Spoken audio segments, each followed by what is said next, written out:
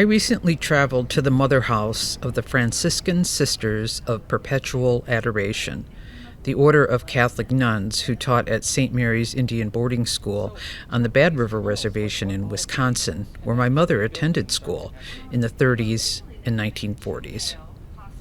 Located in La Crosse, Wisconsin, the order's sprawling buildings include a convent, living space and nursing home for sisters, office spaces, archives, museum, and chapel. All are connected by a series of underground tunnels. The sisters gave me a tour of their properties and magnificent chapel.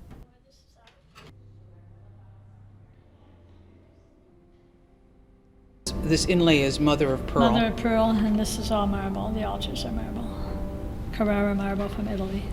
And you said you have no idea of the cost. We have no idea the total cost of the chapel, which is quite a mystery. St. Mary's School closed in 1969, but like many Catholic orders that operated Indian boarding schools, the sisters have embarked on a campaign to examine this work and create a truth and healing process for harm they committed against Indigenous peoples.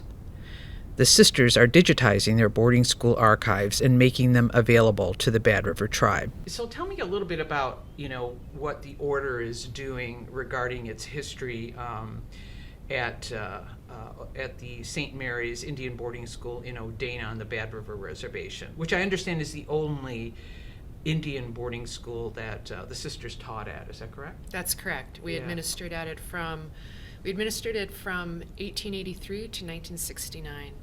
And right now, I would say we're in a big learning curve of what the history is. We're re-looking at the history. We've been doing a lot of webinars, a lot of research around the issues. Within our own community, we've had some really tough conversations. We've had several community-wide conversations about what this means of our own understanding of ministry, what this means of our complicity in what we can recognize are federal and church doctrines and policies that were unjust. I like to say there has been a lot of conversating. One wonders how long is this got to go on? I mean, how many, it sounds so vague and open-ended, and it doesn't really sound like, it's all this sort of internal stuff that's going on, framed in this fearfulness of not opening these institutions, not opening themselves up to possible, perhaps financial risk. That's really kind of what it seems to be to me, as a person looking in. So it doesn't seem to be moving very quickly, and that I think a lot of people find that really disappointing. People who have been living their entire lives in this reality, their perspective is understandably different than people who are just saying after 2 years, wait a minute, there's a problem here? And you're right, it's been a long time in coming. Mary, this is particularly for you. This is personal, because the story of your mother and your grandmother, as you've shared it with the world, you've also shared it with me. I've prayed about your mom. I've prayed about your grandma. I've prayed about you. And I want you to know that I have heard the pain. I can't comprehend it, but I've heard it. I believe it.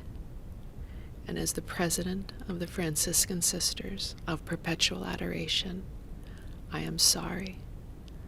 I apologize for what those experiences and what our school has done in your family.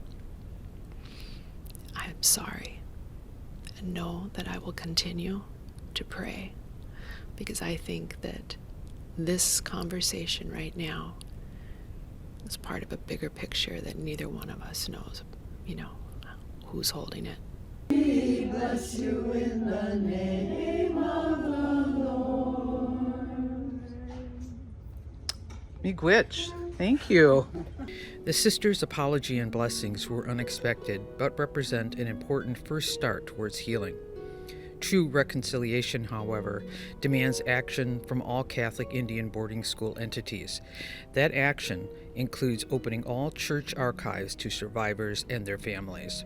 Surely, after all this time, Native peoples and all Americans deserve to know the truth. Annette Pember in La Crosse, Wisconsin, for ICT.